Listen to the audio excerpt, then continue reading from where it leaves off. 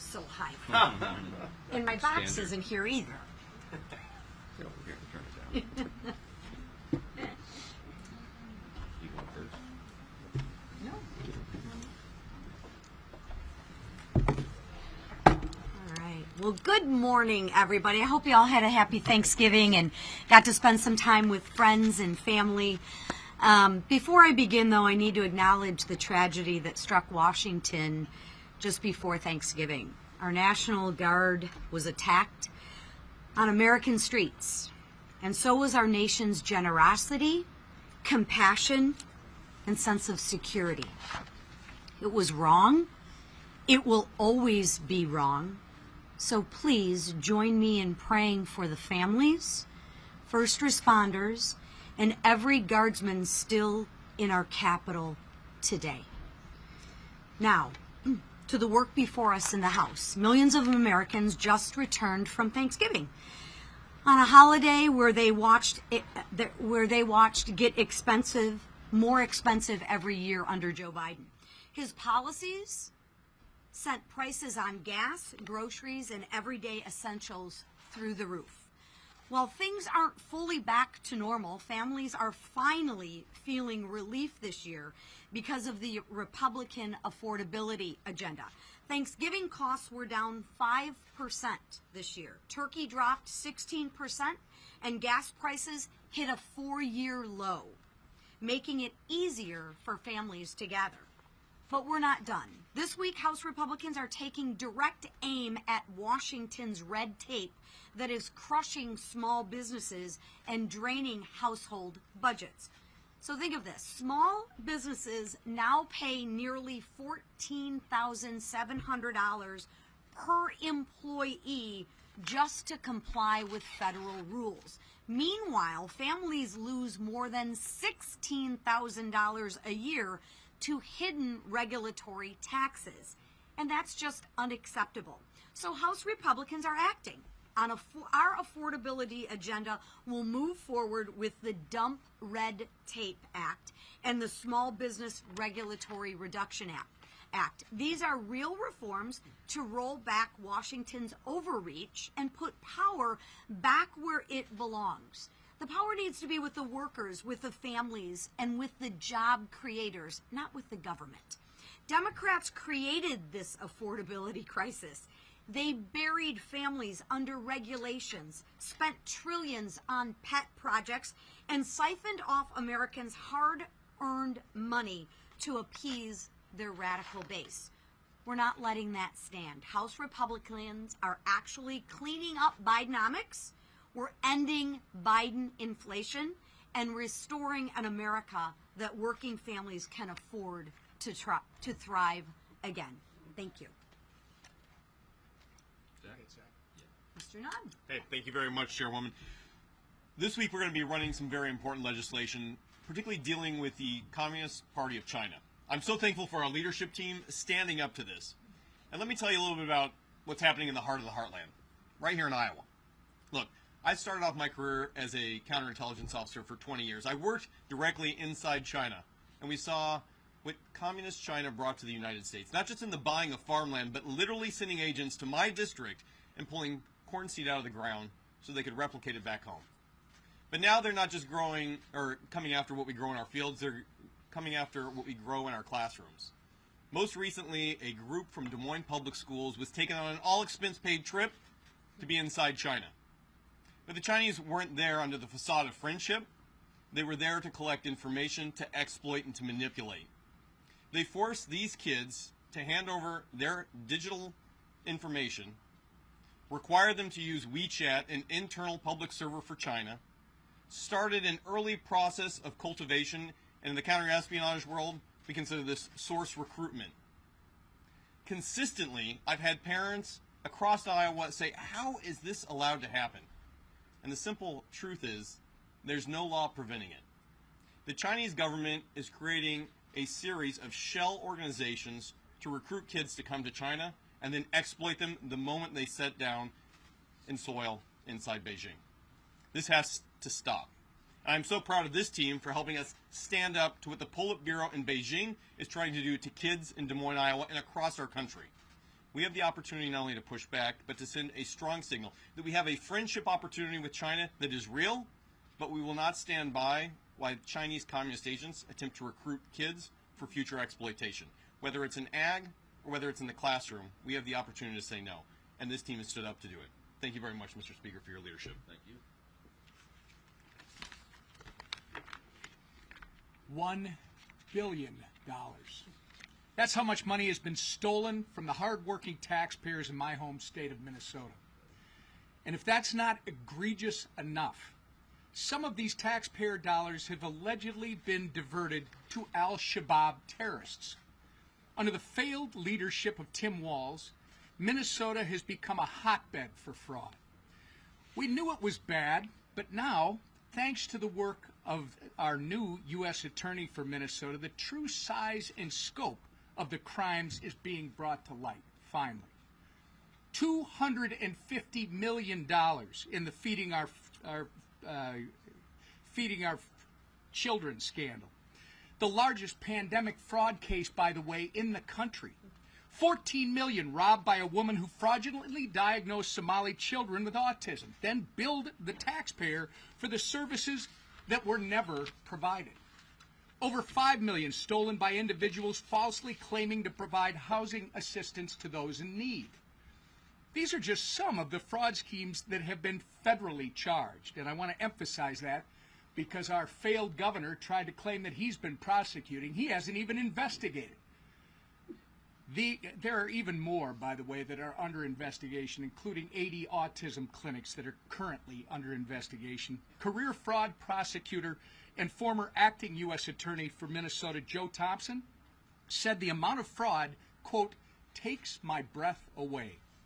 Even the New York Times admitted that the fraud in Minnesota is, quote, staggering in its scale and its brazenness. Between the meals, housing, and autism therapy fraud cases, 86 people have been charged. Of those 86, 78 are of Somali descent. Let me be clear, it is not racist to call out criminal behavior. And we're going to not cower to baseless labels while Minnesotans, including law-abiding Somali Americans, get robbed blind. While Tim Walz refuses to take accountability for the fraud he created and enabled, President Trump is committed to justice for the crimes against the taxpayers of Minnesota, and I am too. I want to thank Treasury Secretary Scott Bessent for launching an investigation into this important issue. Minnesotans deserve answers and accountability, and we're not going to rest until they get both. And thank God for President Trump raising this because no one was covering it. We've been sounding the alarm on this fraud for over 3 years. No one in this room and no one back at home was reporting how bad this is. Finally, because of our president raising the issue, people are talking about it. And I'd be remiss if I didn't mention before I left what our conference chair talked about when we started. My wife Jackie and I are praying for the family of Sarah Bergstrom as they grieve this infuriating and unfathomable loss. We're also praying for Andrew Wolf as he continues to fight for his life. These two guardsmen are heroes who answered the call to keep this city safe.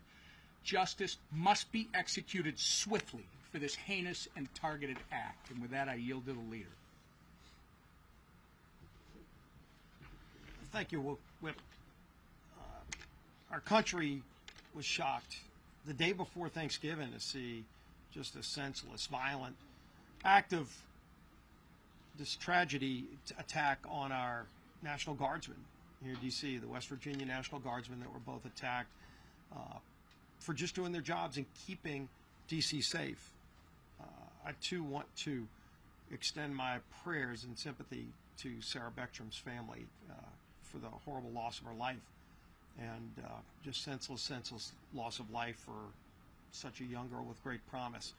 And then, of course, Andrew Wolf, who is still at the hospital fighting for his life from the gunshot wounds that he suffered. And we keep him in our prayers, his family as well, and pray that he is able to recover and come back. And I know the people of West Virginia share that. The people of America share those prayers. This week we have a number of bills we're bringing to the floor to continue to address some of the problems that were created by the Biden administration that drove up inflation, that drove up higher costs. We saw so many ridiculous rules and regulations that added cost to the products we buy, our small businesses that were under attack. And so this week we're bringing a number of bills to reduce those regulatory attacks on small businesses. Giving small businesses relief also gives families relief in terms of lower costs. We're going to bring more bills that came out of the Education Committee to take on what is happening in our universities and our schools, where the Chinese Communist Party tries to move Confucius Institutes into our schools, teaching our children, trying to put communist ideas into our children in our schools.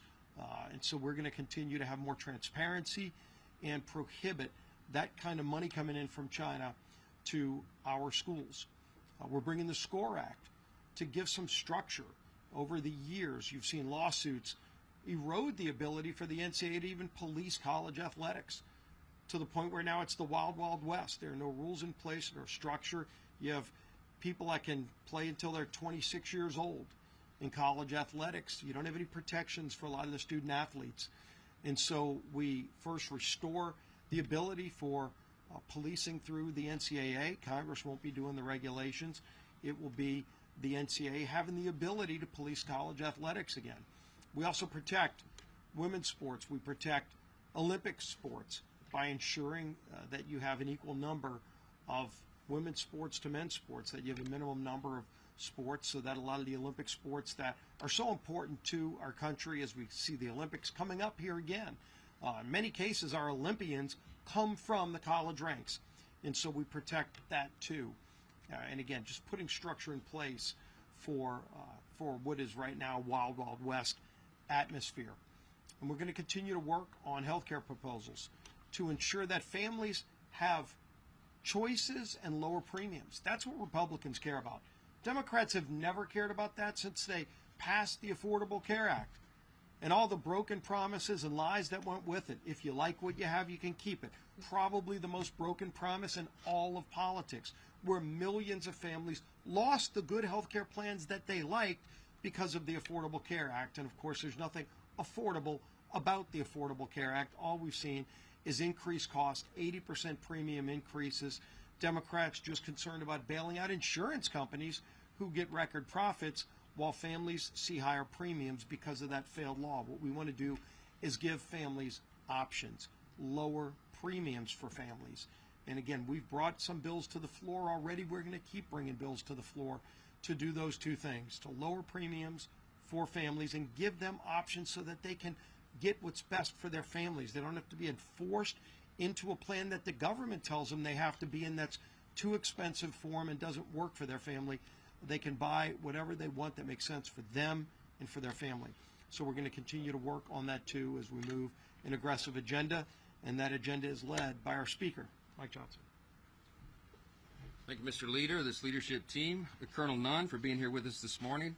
There is a lot going on, and we want to give you some updates on things. I hope everybody had a blessed Thanksgiving. It is true that our hearts were heavy, of course, with Sarah and Andrew, these two selfless National Guardsmen who were senselessly attacked while they volunteered for service to defend the rest of their fellow Americans, and they literally took bullets for it. And so our prayers are with Andrew as he recovers, and our hearts and prayers are with the family of Sarah. It reminds us that freedom isn't free, and some people make the ultimate sacrifice so the rest of us can have that. You know, I was reminding our conference this morning, 1789, our first president, George Washington, was the first to issue a national day of thanksgiving and prayer, a proclamation. And he declared that because the Congress requested it of him. And of course, Washington was the first and best person to do that, to start the tradition. And he wrote famously in his proclamation, he said, it is the duty of all of us, it is our duty to acknowledge the blessings of God, to be grateful for what he's done for our country and all of us individually, and to humbly implore his protection and favor. It's never been more important to do that, and it's a great reminder. Thanksgiving is a uniquely American holiday, as we know, And it's a great time to sit around the table and be reminded of those blessings. And chief among them is the freedom that we enjoy. And we do not take that for granted. So it's proper, appropriate for us to acknowledge those sacrifices. Now, there's a lot going on across the country. There's a special election in Tennessee today, you may have heard. Tennessee's 7th District. I spent all day there yesterday. I think it was 10 hours and 12 events, I think. I was with Matt Van Epps, our Republican extraordinary candidate for the seat there that is open and will be filled today in the election. He's running against someone who truly is, by any objective measure, a real radical. She famously said that she hates Nashville, which is the largest city in the district, which is kind of an interesting campaign strategy, and hates country music. You know, it's Tennessee. So Matt Van Epps is an extraordinary candidate by contrast. He is a lieutenant colonel in the Tennessee Army National Guard. He's a combat veteran. He flew combat missions, deployed 8 times over to the Middle East, and dodged missiles and bullets for his country. He worked in Tennessee state government and is a highly capable, competent, calm, common sense conservative. He's exactly what that district needs. We're excited for him, devoted husband and father, America First Patriot. So hey, if you're in Tennessee's 7th District, Nashville, and 14 counties, go vote today. It matters. Special elections are strange animals, and anything can happen. And when you're in a deep red district, sometimes people assume that the Republican, the conservative, will win, and you cannot assume that because anything can happen. So we encourage everybody to go out there and make that happen.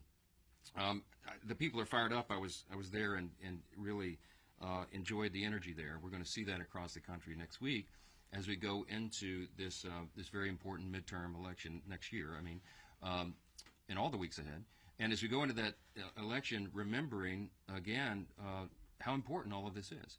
And as we put some posters up here to remind you and remind all of ourselves what an extraordinary run we've had in the 119th Congress. Now, in spite of the fact that we had razor-thin majority, I mean, it many times, as you know, 1 or 2 vote margin, we still have had one of the most consequential Congresses in the great history of this extraordinary nation. And you know, if you look at what has been accomplished for the first 10 months of this term, this year, the 119th Congress, this new administration, you could stack that up against any Congress in history. I think it's probably in the top 5 in terms of marquee landmark achievements. And, you know, part of our, both a blessing and a curse is we did so much of it in the One Big Beautiful Bill, the Working Families Tax Cut. There's so much to talk about. It's as if it just got brushed aside. But the component pieces of that is some of the most nation-shaping, productive, pro-growth policies that have ever occurred to help all Americans. And we look forward to all the provisions of that bill being implemented beginning really in earnest in the first part of the year. And so the first quarter, second quarter will be a very different scenario. But we're excited to go through that. We can't fix everything overnight. And the Biden-Harris administration, as we said so many times, in 4 years, really destroyed almost every metric of public policy. Don't go flip a switch to do that. It takes some time. And we've been working earnestly and around the clock to do that, to work on solutions, to solve all those problems, and to make government more efficient and effective and responsive. Republicans have been delivering and working to bring down costs for American families, to fix the Democrats' broken health care system, and to rid our streets of violent criminals and dangerous illegal aliens. All this has been our goal since January, and we've been delivering. And as the year comes to an end, we started to reflect upon what we've done in that first 10 months and ultimately the first 12 months, and it's really something. The Working Families Tax Cut, let me just tell you some of the components of that, because people seem to have forgotten. It was a permanent extension of the 2017 tax cuts, which is collectively it's the biggest tax cut in U.S. history. Had we not passed the big bill, we would have had a $5 trillion tax increase on all hardworking American families as that expired in December. It was a marquee achievement. We also in that included permanent estate tax relief extensions. We had landmark Medicaid program reforms, which the CBO has said is going to save $185 billion and reduce premiums on everybody for their health care. We expanded the SNAP work requirements to get ineligible recipients off, young able-bodied men with no dependents or health problems. They shouldn't be riding the wagon, and they won't anymore. In the bill, we increased border enforcement and funding, generational investment in those things, and it's worked because guess what? The border is sealed. We don't have all these illegals coming across the border anymore. We included no tax on tips, no tax on overtime, increased standard deduction for seniors, free tax savings accounts for every child born in America, which we'll be announcing at the White House in an event this afternoon. Business tax provisions to incentivize investments and innovation. That's all in the bill and much more. We codified 67 of President Trump's America First executive orders so far, and there are many more to come. We repealed Biden-era regulations with 23 Congressional Review Act resolutions. Now, this is important, too. We've been making history along the way over the last 10 months. In the entire time that CRA's, Congressional Review Acts, have been part of the law, only 20 had been signed into law since the inception of that instrument. This year alone, we have already passed 23 of those out of the House, and 16 of those have been signed into law. That's a big thing. We've restored regular order to the appropriations process, and y'all know how what a big thing that was. The goal of mine since I became Speaker a little over 2 years ago was to restore regular order, because instead of governing by an omnibus before Christmas, which is no way to do stewardship, we wanted to get back to 12 separate appropriations bills. And as you saw, when we reopened government, one of the things the President signed was 3 regular order appropriations bills signed into law. What a marquee achievement. We had agriculture, legislative branch, military construction, VA bill signed into law, and both chambers and the appropriators are working right now to put the next bills, get them prepared, and get them enacted and signed into law.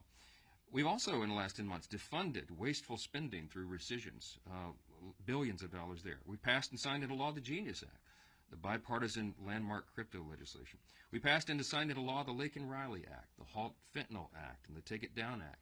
And the House has passed the SAVE Act, the Illegitimate Court Counter Action Act, Protecting American Energy Production Act, the Protection of Women and Girls in Sports Act, Fix Our Forest Act, the Ticket Act, Unlocking Our Domestic LNG Potential Act, American Entrepreneurs First Act, Stop Illegal Entry Act, Made in America Defense Act. I could go on and on and on. Remember, these are just the top lines. The House has passed 331 pieces of legislation this year that will directly improve the quality of life for millions of American families. And that's a lot to be thankful for.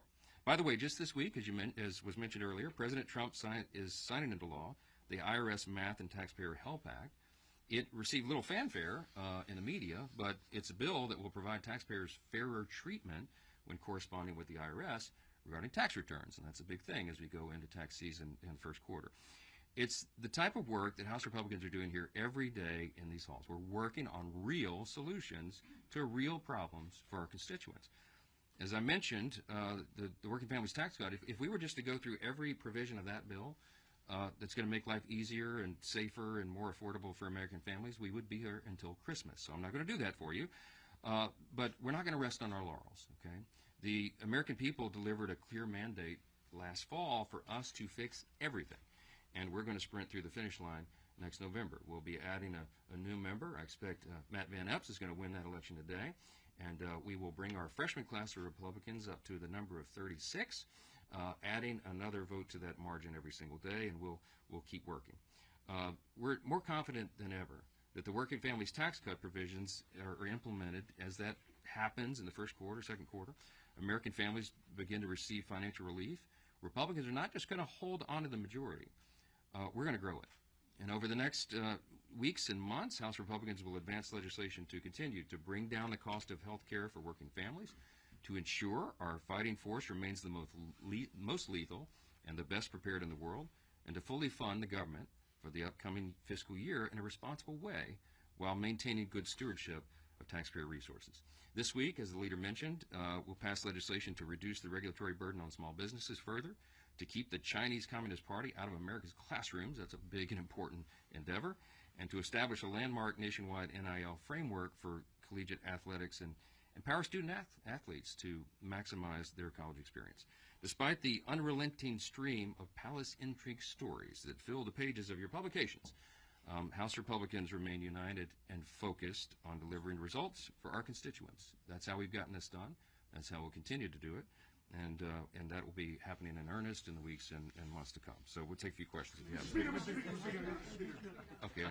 You're so eager. I got to get it. We have a relationship at this point. First off, happy Thanksgiving as well. But quick question: what are your thoughts about and not related to the Minnesota welfare scandal, but specifically, what are your thoughts about President Trump calling Governor Walz retarded? Well, look, that's not the word that I would choose. I think his reaction was probably a spontaneous one to the enormous amount of fraud that was announced there. We're thinking it may be, it could be $2 billion. Congressman Emmer, of course, represents that state, and it is an outrage. And we're told that this was funding terrorist organizations in Somalia, and so it's a lot to look into. I mean, all of us, when we heard the news, we reacted in different ways, and you know, that's not the word I would choose, but I think everybody understands how absurd and crazy that is, and how Congress has an immediate obligation to look into it, and the administration is as well, and we're going to get down to the bottom of that. Governor Walz appears to have a lot to answer for, so it was a really stupid thing. Thank you so much, Mr. Speaker. You talked a lot about your accomplishments, and one you didn't mention is the SAVE Act, which the House has passed twice. It's still awaiting action in the Senate for some reason. But many are still asking when an in-person, same-day, hand-counted paper ballot measure will be passed, and will that be done in time for the 2026 election? Yeah, I've been asking that myself. I think that would be a really important measure to eliminate you know, fraud in elections. And there is some element of fraud in every election. We all know that. And we have a duty as lawmakers to prevent as much of that as is humanly possible. The SAVE Act has been a big priority of ours. I think I did mention it in the list, but it was so long. I certainly intended to. It's an important measure, and we would certainly love to get that signed into law. We need a little help in the Senate, of course, to do that. We don't have control over all elections. The states in our system, as you know, have a lot of responsibility over that, and that is federalism. We support that. The states have that in their jurisdiction of authority. We don't want to federalize all elections because that could open up a whole other can of worms. But with regard to federal elections, at least, you know, elections for Congress and Senate, we do have some say. And so the SAVE Act would be an effort to ensure that we eliminate as much fraud as possible. I've obviously been a big champion. I was a co-author of it before I became Speaker. We've been working on this, and we'll continue to try to get it done. So it's a big priority. Yes, ma'am. Mr. Speaker, Yes, Speaker, yes, ma'am. Speaker. Yes, ma'am. Yes. Thank you, Mr. Speaker. Elise Stefanik wrote on social media this morning that you are protecting the deep state by not including a provision in the Intelligence Authorization Act. What's your reaction to this claim, and why is House Republican leadership not united on this? Well, all of that is false. I don't exactly know why Elise won't just call me. I texted her yesterday. She's upset that one of her provisions is not being made, I think, into the NDAA. I explained to her on a text message as soon as I heard this yesterday. I was campaigning in Tennessee, and I wrote her and I said, what are you talking about? This hasn't even made it to my level. The way regular order works is, and I think she should know this, we'll be talking about it, I'm sure, today. The way this works is that it has to go through committees of jurisdiction if it will be attached to the NDAA. And this provision that she's working on, I think, is under the jurisdiction of judiciary. And so there's a four corners engagement and agreement that's required. You all know how this works. The two chairs and the two ranking members of the committees of jurisdiction, which would be judiciary in the House and Senate, all have to agree, or at least 3 out of 4 have to agree. It's typically unanimous to make sure that it makes it onto the bill. Well, in this case, I found out last night, this wasn't even on my radar, that apparently didn't happen. I haven't even talked to those chairmen. I haven't had time because I got in late last night. But apparently those 4, the 2 chairs and the 2 rankers in both chambers did not agree, and so that provision was dropped out of the NDAA. It doesn't mean it can't become law or even that is a final decision. But I sent my friend Elise a text last night, and I said, can you find out what the issue was, and I'll help you resolve it. I support her provision. I mean, I would vote for it. I think it's smart. And I'm not sure exactly why it wasn't included. So I don't know why she's frustrated with me. I literally had nothing to do with it, but I'm happy to roll up my sleeves and help her. I want everybody to be successful, and we're going to try to make the bill as best it can be. On the Caribbean boat strikes, the administration has acknowledged that there was a second strike in that attack in September, but they have not said if there were any defenseless survivors. Should they release the video to Congress, the unedited video to Congress and to the American public? And 2, if the defenseless survivors were killed, would that constitute a violation of the laws of war? I'm not going to prejudge any of that. As you know, both of the Armed Services Committee and the Senate and the House will be having hearings on this to review, and that's their role. I have been listening. Again, I was pretty busy yesterday. Didn't follow a lot of the news, but I caught up a little bit early this morning. That my assessment of this, my understanding is that most of the people that have looked at this, at least in a preliminary review, say that the admiral who ordered the second strike thought it was necessary to complete the mission. He's a highly decorated, highly respected admiral in the Navy, and he made that call. And so, we're going to have to look at that. I'm sure Congress has a right to look at it. I don't know how much of the tape should be released, because I'm not sure how much is sensitive with regard to national security and all that. I haven't had a chance to review it, so I'm not going to prejudge it. But I will say that, it's not an unprecedented thing. One of the things I was reminded of this morning is that under Barack Obama, President Obama, he had, I think there were 550 drone strikes on people who were targeted as enemies of the country, and nobody ever questioned it, okay? And secondary strikes are not unusual. It has to happen if a mission is going to be completed. So I haven't reviewed the scope of the mission. I haven't reviewed that particular strike. I don't know what went into the Admiral's decision matrix. But it's something that Congress will look at, and we'll do that in the regular process and order. I think it's very important for everybody to reserve judgment and not leap to conclusions until you have all the facts, and that's what we'll be uncovering. Yes. The Secretary has to testify. Thank you, Mr. Speaker. The first note's a little bit self-serving. It's Giving Tuesday, and so just asking everyone to consider perhaps public television among the many worthy charities. Louisiana Public Television, one of the best. Yes, there's a plea to give to public television for Giving Tuesday. Okay. And then on healthcare, two of your members came out of the meeting just now and told me that it was their impression that the House Republicans are likely to get on board some kind of short-term extension for the subsidies while you work out long-term reform. They weren't members who love that idea, but they said it looks like that might be necessary. Where do you think things stand, and could something come before the House by the end of the year? I don't know who you talked to, but they might have left early. I was up there for quite a bit today. We were talking about a lot of issues, and what I said, we didn't commit to that. What I said is, when you have, this is just practical, okay? When you have a razor-thin majority, which we have, this is not like the old days. In the old days, they had 30, 40-seat majorities, and so 4 leaders could go in a back room, create the agenda, and hoist it upon everybody and say, this is what you're doing. And if 20 or 25 people disagreed, they said, so what? Go jump in the Potomac. We're moving forward. Okay, it doesn't work that way, right? And when in an era of small margins, I literally have to get almost every person in the room on board. Now, healthcare is a very complex issue. And I want to point this out. Look, it is not the Republicans who broke American healthcare. Next week, we'll go into this in real detail, and I'll show you the whole timeline. The Democrats broke healthcare, okay? When they created the Unaffordable Care Act 15 years ago, they promised you that everybody could keep your plan, keep your doctor if you want it, and that your premiums would be reduced on average by $2,500. Exactly the opposite was the truth, and premiums have risen in some cases 60, 80% over that time. They broke the system, and every time the Democrats have gone in to try to subsidize the broken system, they've spent more and more taxpayer dollars, and they've been wasted. The COVID-era subsidy only affects 7% of Americans, okay? All this hullabaloo is over 7%. Now, every American, 100% of Americans need their health care costs to come down. Republicans have ideas to do that. Now, what I've got to do is build consensus deliberately around the best ideas, and we've been working on that. The majority leader has been quarterbacking this effort with the chairman of the committees of jurisdiction, with the Docs Caucus, and with individual members who this is their passion, and they really spend a lot of time thinking and working on it. And we're pulling those ideas together, and there will be a Republican response to this, okay? So I can't project in advance what that will be, because I don't know what the consensus is in that room, but you will see our sleeves rolled up and that work being done in earnest this week as we bring all that together. I told everybody we are going to respond. We understand the need of bringing down healthcare costs and at the same time raising access to care and quality of care. The Republican Party is the party that can do that. The Democrats have demonstrated for 15 years they broke the system and they keep doubling down on the broken system, okay? Hey, and guess what? If you love your Obamacare, you'll get to keep it, okay?